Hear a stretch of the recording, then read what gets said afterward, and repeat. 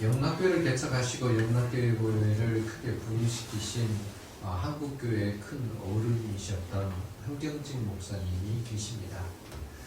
돌아가셨는데 참 그런 어른이 그리워지는 시대이기도 합니다. 영락교회를 은퇴하시고 한경직 목사님은 남한산성 쪽에서 거처를 정하시고 계셨습니다. 새해가 되면 많은 사람들이 한경직 목사님께 세배를 가고 인사를 드렸습니다. 가서 어른이시니까 세배를 드리고 이제 보납니다. 덕담 한마디 해주십시오. 그때마다 한경직 목사님은 세배 온 후배 목사들을 보시면서 한마디씩 더 해주셨는데 한경직 목사님이 덕담으로 건넨 말씀이 목사님들 예수 잘 믿으세요.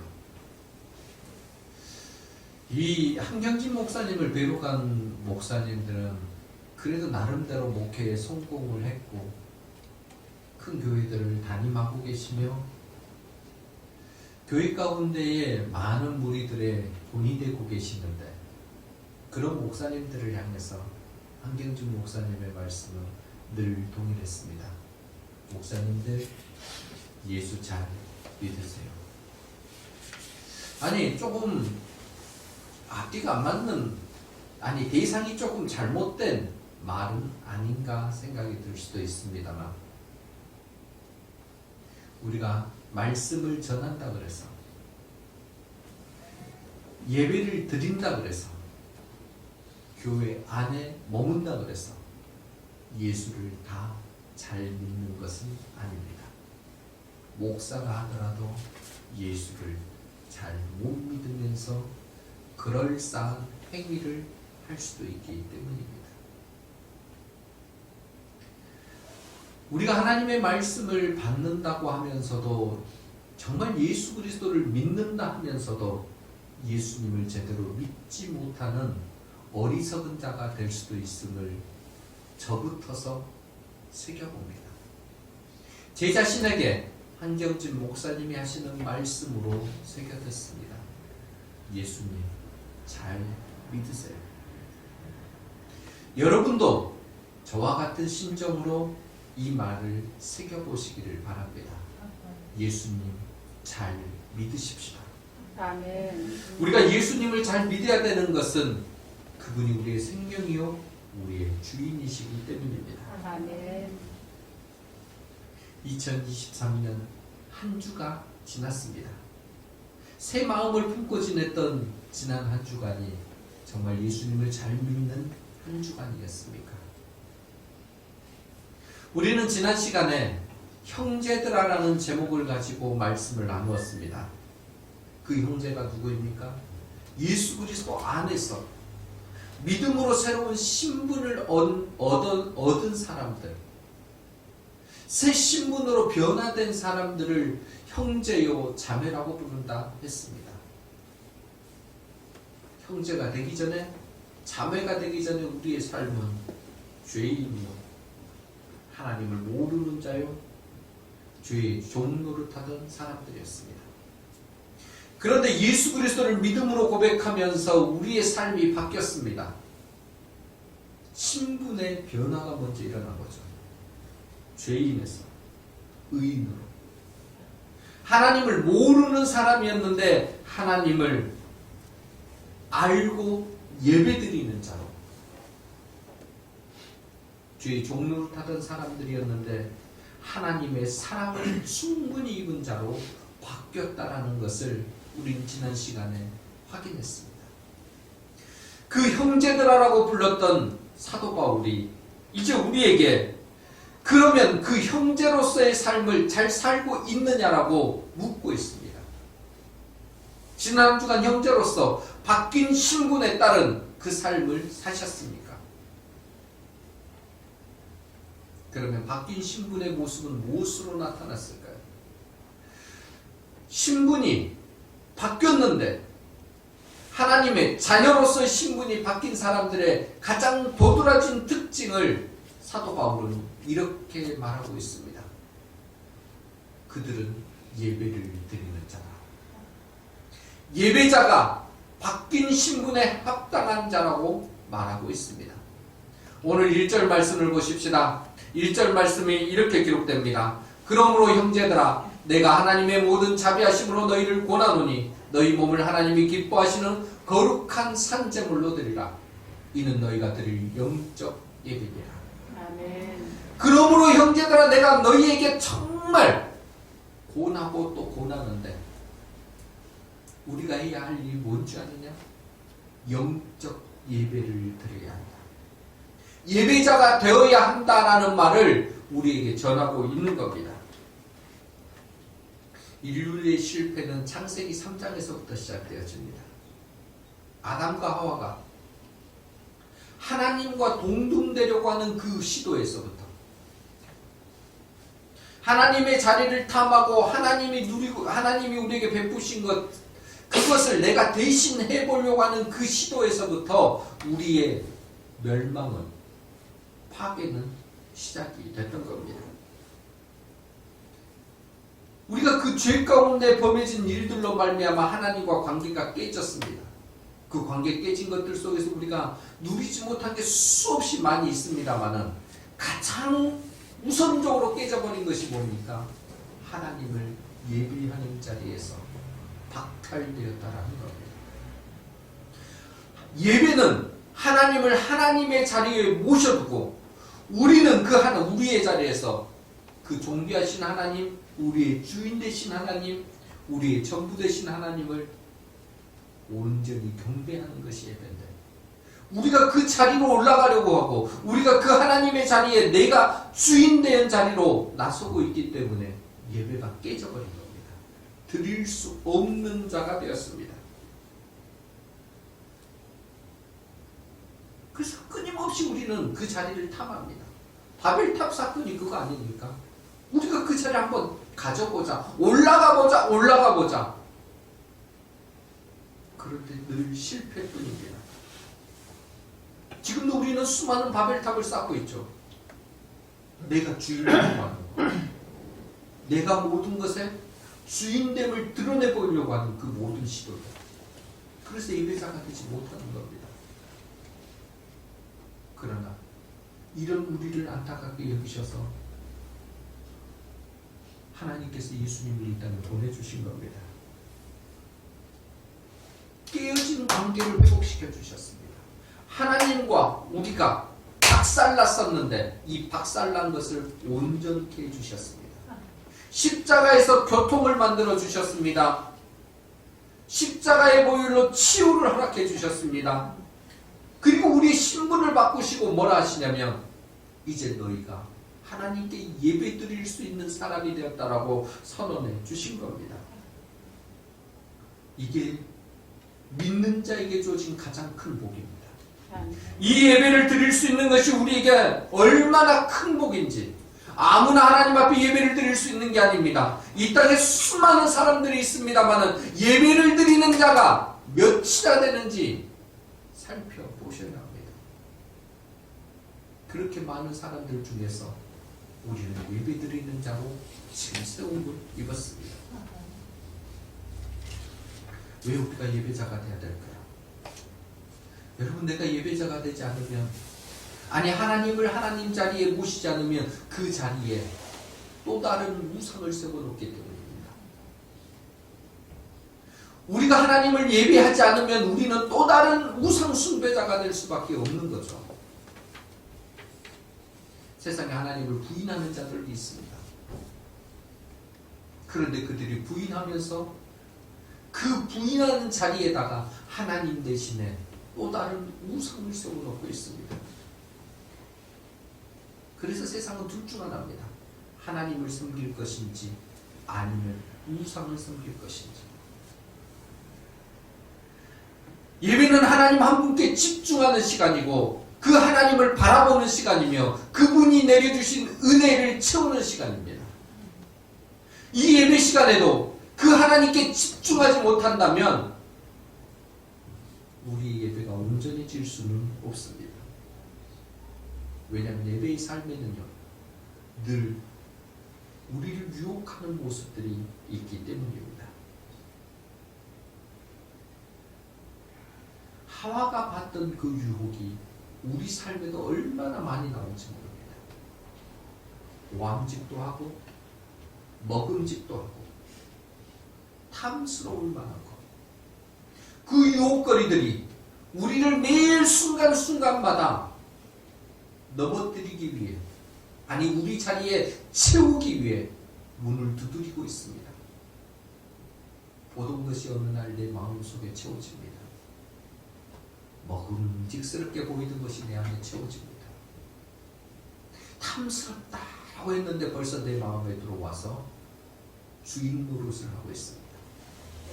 이런 유혹거리들로부터 우리는 이겨내야 되고, 이것을 벗겨내는 자들, 이것을 이겨내는 자들이 예배자가 되는 겁니다. 아멘. 이스라엘의 역사를 보면은 정말 그들이 언제 복을 받았고 언제 실패의 자리, 멸망의 자리에 섰는지를 확인할 수 있습니다. 이스라엘이 평안하고 힘있고 당당하고 떵떵거리며 살았던 때가 언제입니까? 다른 게 아닙니다. 하나님께 온전한 제사를 드렸을 때, 하나님이 기뻐하시는 제사를 드렸을 때 그들은 그 제사로 말미암아 하나님이 주시는 힘을 만방에 떨칠 수 있었습니다. 지금으로 보면 예배 드리는 겁니다. 이스라엘이 어려움을 겪습니다. 곤란합니다. 이 외적의 침입을 받습니다. 그런데 그것을 극복하는 계기가 어디에서 시작이 되어집니까? 온전한 제사를 드렸을 때입니다. 심령을 다한 제사를 드릴 때 그들은 적군을 물리쳤고 그 어려운 공경에서 헤쳐나올 수 있었습니다. 하나님께서는 이런 은혜들을 주시기 위해 죄로 인해 요동치고 있는 이스라엘 백성들에게 광야에서부터 그들을 만나기로 작정하셨습니다. 그래서 광야에서는 뭘 주셨습니까? 성막을 주셨습니다. 가나안 땅에 정착해서는 뭘 주셨습니까? 성전을 주셨습니다. 성막과 성전을 주시면서 하나님은 내가 그곳에 임재할 테니 너희들은 온전한 마음을 가지고 내게 나오라고 말씀하십니다. 아니, 나오는 방법을 모르겠거든 내가 준 말씀을 기억하라 그럽니다. 그게 레위기입니다. 레위기 말씀을 우리에게 주시면서 제사법이 무엇인지, 하나님 앞에 어떤 마음으로 나가야 되는지, 하나님이 우리에게 주시는 모습이 무엇인지를 낱낱이 밝혀주고 계십니다. 그만큼 하나님은 성막과 성전에서 우리를 만나고 싶어 하셨던 거죠. 이스라엘을 만나고 싶었던 하나님은 모든 인류를 만나고 싶어 하십니다. 왜냐하면 그것을 통해, 그 자리를 통해, 온전한 제사를 통해 하나님이 부어주시고자 하는 복을 흘려주시기 원해서입니다. 그럴 때 세상이 우리가 무너지는 그 우상 숭배로부터 벗어날 수 있고, 온전한 하나님이 주시는 은혜로 우리는 당당하고 복된 삶을 살아갈 수 있기 때문입니다. 그런데 우리를 보면 그 하나님께 집중하기보다는 자꾸 고개를 돌려서 땅의 것에 또 다른 뭔가 우상거리가 있지는 않을까라는 것을 찾아다니는 자들입니다. 그걸 내 마음에 새기고 내 마음에 들어누르고 노력합니다. 여러분, 하나님과 친밀하지 못하면 반대입니다. 우상과 친밀해질 수밖에 없는 거죠. 우상을 소홀히 여겨서는 안 됩니다. 가볍게 여기서도 안 됩니다. 나는 예수 믿고 있으니, 믿는 우리에게도 우상은 늘 자리를 잡고 있습니다. 왜냐하면 그것은 강력하고 매력적이기 때문입니다. 한순간 우리의 마음을 빼앗아가 버린다니까요. 우리가 왜 우상을 만듭니까? 한마디로 하면 내 멋대로 살고 싶었어요. 내가 복 받고 싶을 때 복 받고, 내가 즐기고 싶을 때 즐기고, 내가 살고 싶을 때 내가 행하는 것들을 정말 내 마음대로 부리고 싶기 때문입니다. 그런데 내 마음대로 할 때 모든 게 어그러지고 무너집니다. 내 자신을 위해서 우상을 만듭니다. 그래서 우리가 합리화라는 그거, 자기 합리화라는 함정에 빠져버립니다. 자꾸 뭔가를 하는데 되지도 않는 설득들을 사람들에게 하기 시작하는 거죠. 이것 때문이야, 이것 때문이야. 자기 합리화를 다른 말로 변명이라고 말할 수 있습니다. 그럼 우리가 먹고 사는 일에 집착하잖아요. 먹고 살기 위해서 사는 건 맞습니다. 그런데 그것을 목적으로 삼을 때 뭐가 됩니까? 물질이 우리 가운데 우상이 되어버립니다. 하나님이 우리에게 베풀어 주신 자식 소중합니다. 그런데 거기에 집착하면요, 나도 모르게 자식이 우상이 되어집니다. 우리는 오늘을 살 때 현실에 필요가 있습니다. 필요를 채워야 되는 거죠. 그런데 그것에만 급급해 살면요, 그 필요가 내 곧 우상이 되어져 버립니다. 내가 좋아하는 것은 언제나 내 우상이 될 수 있다는 것을 기억하십시오. 하나님 대신 우상이 우리 마음에 자리 잡는 순간 우리는 흔들리는 인생을 살 수밖에 없습니다. 하나님 대신 이방의 우상을 세웠던 이스라엘 백성의 삶을 보십시오. 그들은 결국 이것 채우고 저것 채우다가 멸망의 길을 갈 수밖에 없었습니다. 그런 멸망의 길을 가는 이스라엘을 향해, 아니 온 인류를 향해, 특별히 나를 향해 우리 주 예수 그리스도께서 이 땅에 오신 겁니다. 죄인된 나를 위해, 예배를 드릴 수 없는 처지에 있었던 나를 위해 예배를 드릴 수 있고 의인된 자리로 우리를 불러주시기 위해 예수 그리스도께서 오셨다는 거예요. 그것이 우리의 삶의 시작점이 되는 거고, 그 삶의 시작점에서 바울이 우리에게 권면하는 건 뭐냐면, 변화되었느냐? 그러면 예배자로 살라고 권면하고 있는 겁니다. 아멘. 그게 우리의 시작입니다. 우리가 예수 그리스도로 말미암아 의롭다함을 입었습니까?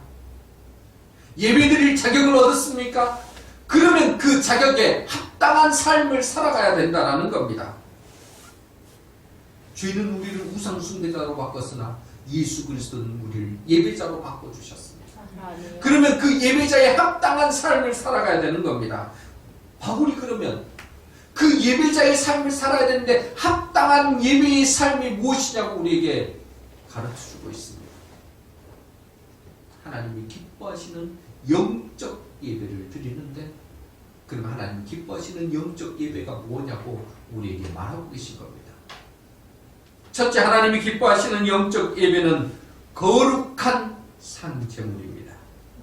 1절 말씀을 다시 봅니다. 이렇게 기록되어 있습니다. 그러므로 형제들아, 내가 하나님의 모든 자비하심으로 너희를 권하노니 너희 몸을 하나님이 기뻐하시는 거룩한 산제물로 드리라. 이는 너희가 드릴 영적 예배니라. 아멘. 우리가 하나님 앞에 기뻐하는 예배를 드려야 되는데, 그 영적 예배를 드리는 데 있어서 조건이 있다라는 겁니다. 거룩함이 생명입니다. 구약의 제사를 드릴 때 꼭 필요한 요소가 있습니다. 그게 뭐겠습니까? 제물입니다. 제물이 있어야 제사를 드리죠. 구약시대에 그런데 이 제물을 드릴 때 이 짐승을 잡아서 드리는데, 이 짐승을 잡을 때 어떻게 드립니까? 죽입니다. 각을 뜨죠. 다 분리를 합니다. 그리고 하나님 앞에 드리는 겁니다. 왜요? 죄 지은 나를 대신해서 이 짐승을 대신 죽이는 겁니다. 그러니 내 죄를 대신 사해 주십시오. 이 짐승 받아주시고 내 대신 조금 용서를 베풀어 주십시오. 그 의미를 거기에 담고 있는 거죠. 구약의 제물은요, 죽여서 드리는 거죠. 근데 신약은요, 예수님이 오시고 나서는 죽을 필요가 없어졌다라는 거예요. 우리는 거룩한 산제물이 되었다라는데, 예수 그리스도께서 우리를 대신해서 죽으셨기 때문입니다. 우리는 죽음으로 말미암아, 우리 예수 그리스도께서 십자가에서 죽으심으로 말미암아 살아난 자들입니다. 그리스도 안에서 죽었고 살았습니다. 로마서 6장 11절 말씀에 이 부분을 설명을 해줍니다. 이와 같이 너희도 너희 자신을 죄에 대하여는 죽은 자요 그리스도 예수 안에서 하나님께 대하여는 살아있는 자로 여길지어다. 우리가 우리 자신의 죄에 대해서는 우리가 가지고 있는 그 죄는 십자가에서 예수님께서 대신 다 가져가셨고 우리는 이제 그리스도 예수 안에서 하나님에 대하여는 살아있는 자로 살라고 말씀하고 계시는 거죠. 구원받은 자의 몸은 우리 주 예수 그리스도 안에서 살아났습니다. 그러면 이제 살아있는 자답게 살아야 되지 않겠습니까? 예배를 드림으로 그것을 보여줘야 합니다. 죽은 자처럼이 아닌 산 자처럼. 그래서 구원받은 자의 몸은 구별되어집니다. 죽은 것은 움직임이 없죠. 죽은 것은 반응을 할 수가 없습니다. 구별된 게 없습니다. 죽으면 다 똑같습니다. 그런데 살아있는 자는 가장 각색의 살아있음을 드러낼 수 있습니다. 표정이 다르고 행동이 다르고 반응이 다릅니다. 그런데 그 모든 다른 것 속에서 구별됨이 있어야 된다는 거죠. 레위기는 하나님 앞에 드려지는 제물에 대해서 아무렇게나 가져오는 것이 아니라 구별됨을 정확하게 나타내주고 있습니다. 흠 있는 것은 절대 안 돼. 어떤 것은 가능하나 어떤 것은 불가능해. 하나님은 그것을 전부 다 구별해 놓고 계십니다. 그렇지 않은 것은 받지 않으십니다. 그걸 성경에서 그걸 거룩함이라고 이야기하죠. 거룩한 것은 구별됐다라는 뜻입니다. 하나님은 우리가 얼마나 많은 것을 드렸느냐에 관심을 갖는 것보다 우리가 어떤 마음으로 드렸느냐, 어떤 과정을 통해서 드렸느냐에 더 관심을 가지십니다. 기가 막힌 재물을, 기가 막힌 재능을, 수많은 재물을 드렸다 할지라도 그게 부정한 것이며 온 마음으로 드린 게 아니면 하나님은 그것을 받지 않으십니다. 하나님이 기뻐 받으시는 것의 기준은 거룩합니다. 하나님께서는 숫자나 규모나 액수에 집중하시는 분이 아니십니다. 정결하지 않는 그 어떤 것이 산더미만큼 채워져 있다 하더라도 그것에 대해서 하나님 받지 않으십니다. 하나님이 요구하시는 것은, 그리고 하나님이 요구하시는 예배는 성도의 거룩함이 포함된 예배입니다. 초대교회에 일어난 사건이 하나가 있습니다. 아나니아와 삽비라 사건이죠. 그들은 자기 재산을 다 팔아서 하나님 앞에 드리겠다고 작정을 했습니다. 그런데 하나님 앞에 드리려 보니 많은 것이 느껴졌습니다. 그래서 일부를 감추고 드렸습니다. 액수가 얼마만큼인지는 알 수는 없습니다. 그게 그런데 큰 금액인 것은 맞을 겁니다. 그런데 그들이 하나님 앞에 전부를 드린 것처럼 위장했습니다. 사람들 앞에 보이려고 노력을 했던 거죠. 그런데 하나님의 기준에는 미달됐습니다. 하나님께서 그것에 반대하시고 그들의 드림을 연락지 않으셨습니다. 부부가 저지른 그 거룩을 훼손하는 데에 대한 대가는 너무나 참혹했습니다. 그 자리에서 죽는 겁니다. 사도행전 5장 3절과 4절에 보면 베드로가 아나니아에게 했던 말입니다. 베드로가 이르되 아나니아야 어찌하여 사탄이 내 마음에 가득하여 내가 성령을 속이고 땅값 얼마를 감추었느냐. 땅이 그대로 있을 때에는 내 땅이 아니며 판 후에도 내 마음대로 할 수가 없더냐. 어찌하여 판 후에도 내 마음대로 할 수가 없더냐. 어찌하여 이 일을 내 마음에 두었느냐.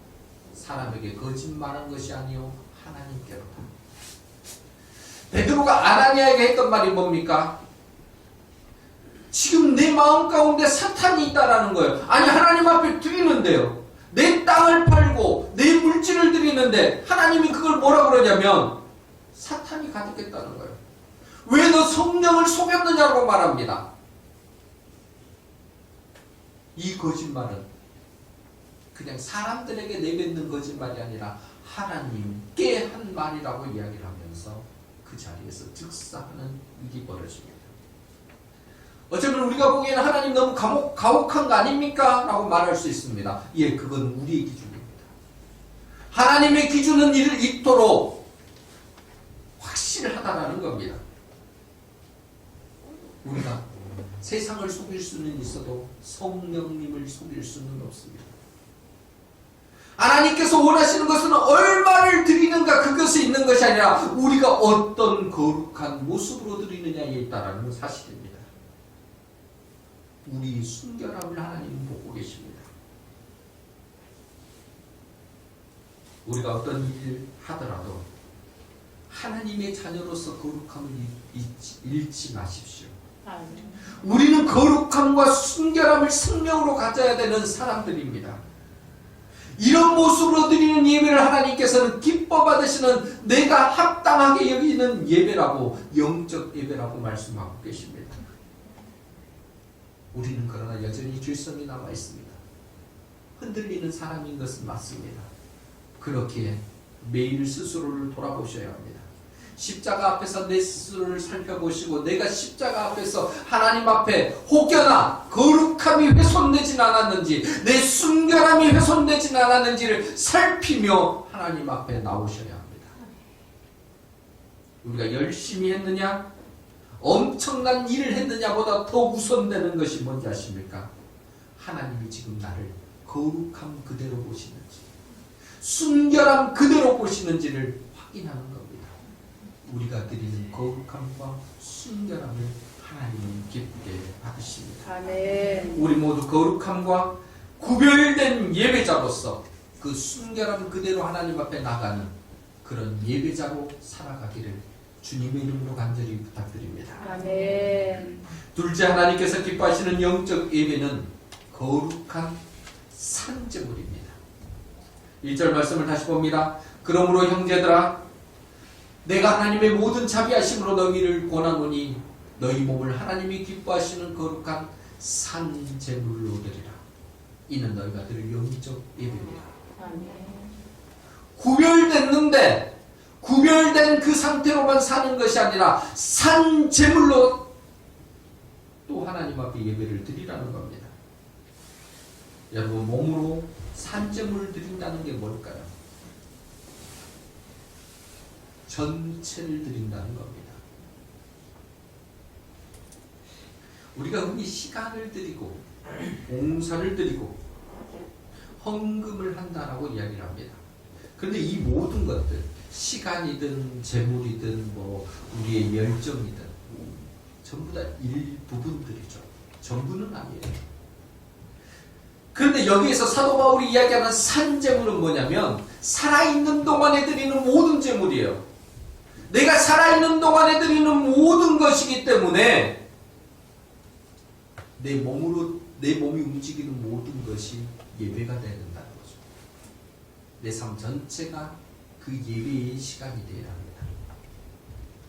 주부가 음식을 만들고 있다면 그것을 통해서 하나님의 영광이 나타나야 합니다. 직장인이면 일을 통해서, 학생이면 공부를 통해서, 내 사업화가 있다면, 식당을 운영하시면 돈 버는 데에 목적이 있는 것이 아니라 이 음식을 만들면서 하나님의 이름을 영화롭게 하는 데에 노력을 하셔야 합니다. 성도로서 우리가 욕을 먹는 일이 된다는 것은 반대로 하면 하나님께서 그 욕을 받고 계신다는 사실을 기억하셔야 된다는 거죠. 몸의 제사가 그래서 중요합니다. 전부를 드리는 예배가 중요하다는 겁니다.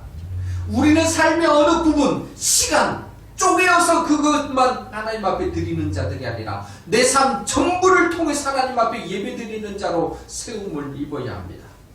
그래서 우리가 받고 있는 모든 직업은 거룩합니다. 내가 가지고 있는 직업 하나하나, 내가 행하고 있는 그 일들 모두는 소명의 자리가 될 수밖에 없는 거죠. 부르심의 자리예요. 우리가 지금 세워 있는 그 자리 모두는 부르심입니다. 그래서 중요하고 또 중요합니다. 그리고 그곳에서 행동하는 모든 시간들, 활동하는 모든 반경들, 그건 다 구별된 삶으로 나가는 터전이기도 합니다. 교회 안과 밖이 달라서는 안 됩니다. 예배당 안과 예배당 밖이 다른 삶을 살아서는 안 되고, 예배당 안이나 예배당 밖의 삶이 일치돼야 합니다. 교회 안에서는 인정받고 존경받을지 모르나 가정에서는, 직장에서 욕을 얻어먹고 있다면 우리는 잘못 산 겁니다. 그건 예배자가 아닙니다. 예배를 드리는 이 자리나, 살아가는 예배를 드리는 그 자리나 동일해야 합니다. 우리 삶의 모든 것은 예배가 되어야 합니다. 그 삶의 자리, 서 있는 그 자리에서 우리는 예배자가 되어야 된다는 거죠. 그 자리에서 우리는 하나님의 임재를 경험해야 합니다. 직장에서 일을 하는 동안에도 성령의 임재를 경험해서 그 힘으로, 그 지혜로 우리의 일들을 감당해야 되고, 공부하는 동안에도, 우리가 산책을 하는 동안에도 주님과 함께 가는 삶을 살아야 합니다. 어느 곳에서나, 어디에서나 우리 주님은 우리와 함께 하십니다. 아멘. 주님이 계신 그 자리가 곧 예배의 자리가 되어야 합니다. 아멘. 우리가 이런 전부의 예배의 삶을 드리기 위해 갖춰야 될 게 있습니다. 모이는 예배이죠. 우리가 왜 그러면 이 예배, 짧은 시간에 주일날, 수요일날 새벽에 이런 공적 예배들을 가는 겁니까? 우리가 공적 예배, 모이는 이 예배를 통해서 세상 밖으로 나가서 예배자로서의 삶을 살아갈 마음을 준비하는 겁니다. 우리가 그 워밍업을 하는 거죠. 어떤 마음으로, 어떤 상태로, 무엇을 가지고 예배자로 살 것인지를 확인하는 겁니다. 그것을 확인하고 우리의 삶의 자리에서 펼쳐내는 거죠. 우리가 전심으로 하나님의 기쁨이 되는 예배자가 되기 위해서는 드리는 예배를 통해서, 모이는 예배를 통해서 충만한 은혜를 받아야 합니다. 내 안에 세상을 살아간 도구들을 넉넉히 갖춰야 합니다. 그 도구를 가지고 나갈 때 우리의 삶의 자리에서 펼쳐지는 그 예배는 더욱 힘을 얻게 되는 겁니다. 하나님이 기뻐하시는 예배를 드릴 때 우리에게는 정말 놀라운 변화가 시작이 되어지죠. 다른 게 아닙니다. 우리의 영이 살아납니다. 하나님의 영이 내 안에 임하시기 때문에, 죽은 내 영이고 시들시들한 내 영이 하나님의 영으로 둘러싸여지는 그 순간 우리는 살아나기 시작을 하고, 그 영으로 말미암아 세상 살맛납니다라는 말을 하는 거죠. 활력 있기 시작을 합니다. 우리가 하나님의 영과 교통이 되어질 때 우리는 충만을 경험하고, 그 충만을 어디에서 먼저 맛볼 수 있느냐? 모이는 예배를 통해 맛볼 수 있습니다. 이 모이는 예배 가운데서 찬송을 부르고 기도를 하고 말씀을 듣고 새로운 결단을 하면서 주님 저 이렇게 살겠습니다 하고 나갈 때 우리는 그 은혜를 채우기 시작을 합니다. 예배를 소홀히 했을 때 우리의 삶은 시들시들해집니다. 우선순위가 뒤바뀌어지고 복잡해지기 시작을 합니다. 아니, 핑곗거리가 많아지고 우선 바쁜 일들이 내 삶을 앞세우기 시작을 합니다. 예배가 밀려나기 시작을 하고, 그러면서 하나님과의 친밀도도 멀어지기 시작을 합니다. 삶 속에서 예배는 더더욱 일어나지 않습니다. 예배의 순서를 바꾸셔야 합니다. 여러분, 예배의 힘은 엄청납니다.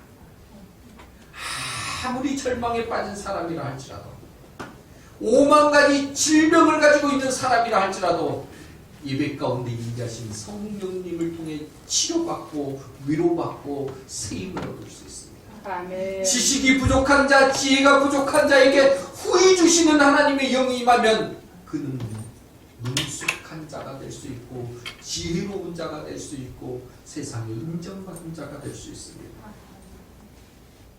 마음이 상해가지고 함께 할 수 없다고 생각했던 부부가 예배를 드리다 다시 하나 된 마음으로 되는 경우도 허다합니다. 예배가 가져오는 능력은 우리가 상상할 수 없을 정도로 탁월하고도 파워풀합니다. 드리는 예배를 모여서 드리는 이 예배를 통해 우리가 이것을 경험하고 삶에서 이것을 더욱 확장시키는 은혜를 갖는다면 우리의 삶은 승리할 수밖에 없습니다. 그래서 예배의 승리자가 세상의 승리자가 될 수 있다라고 말하는 겁니다. 예배의 승리자가 일상의 승리자가 되는 비결이 여기에 있습니다. 예배를 드리면 삶이 정돈되어집니다. 예배를 드리면 하나님의 능력으로 우리가 새로움을 경험하게 됩니다. 아멘. 복잡하십니까? 예배를 드리십시오. 어지러우십니까? 예배를 드리십시오. 하나님이 그것을 정돈시켜 주십니다. 나도 모르게 하나님의 자리에 앉아있던 것들이 예배를 통해서 새로운 질서 가운데 하나님을 모셔드리고 내가 그 자리에서 주시는 복을 넉넉히 누리고 있는 나를 발견하게 되실 겁니다. 2023년 제대로 살고 싶으십니까? 아니, 우리는 제대로 살아야 합니다. 하나님의 자녀로서 제대로 우리 그 삶을 살아야 합니다. 답은 정해져 있습니다. 온전한 예배자가 될 때 가능합니다. 우리 모두 예배의 눈을 뜨십시다. 예배를 붙잡고 사십시다. 예배에 살고 예배에 죽을 것 같은 태도로 임해 보십시다. 하나님을 만나는 예배보다 더 강력한 경험은 이 땅에 없습니다. 이런 일들을 경험하기 위해 모이는 예배를 통해 영적 충만을 경험하고 우리의 삶의 자리에 나가서 그 은혜를 펼치며 살아가는 우리 모두가 되기를 소원합니다. 아멘. 모이는 예배와 우리의 삶의 예배가 함께 되어질 때 우리는 삼재군의 하나님이 기뻐하시는 영적 예배를 드리는 자가 될 수 있습니다. 우리 모두가 하나님이 기뻐하시는 그 예배자로 세워져서 승리의 삶이 우리 모두에게 있기를 주님의 이름으로 간절히 부탁드립니다. 아멘. 사랑하는 성도 여러분, 우리는 복음의 사람입니다. 그렇다면 우리 모두는 예배자가 되어야 합니다. 아멘. 2023년 우리가 드리는 예배에서도 드리는 예배와 삶의 예배가 균형을 맞추고 질서를 찾아가면서 그 예배의 성공자들이 다 되시기를 바랍니다. 아멘. 하나님이 기뻐하시는 거룩하게 구별된 예배, 산재물의 예배를 이 땅 가운데 드림으로 인생 가운데 승리를, 그 승리의 나팔을 내 걸음이 머무는 그 자리에서 곳곳에서 다 울려 퍼지게 만드는 주의 백성들이 다 되시기를 바랍니다. 아멘. 우리 2023년 우리 인생들 모두 곁에 있는 여러분들의 인생 가운데 이렇게 기억됐으면 좋겠습니다. 나는 예배자의 형통을 누리는 해가 2023년이었다. 지금부터 우리 모두 하나님을 기쁘시게 하고 승리를 가져오는 예배자의 삶을 살아가십시다. 아멘.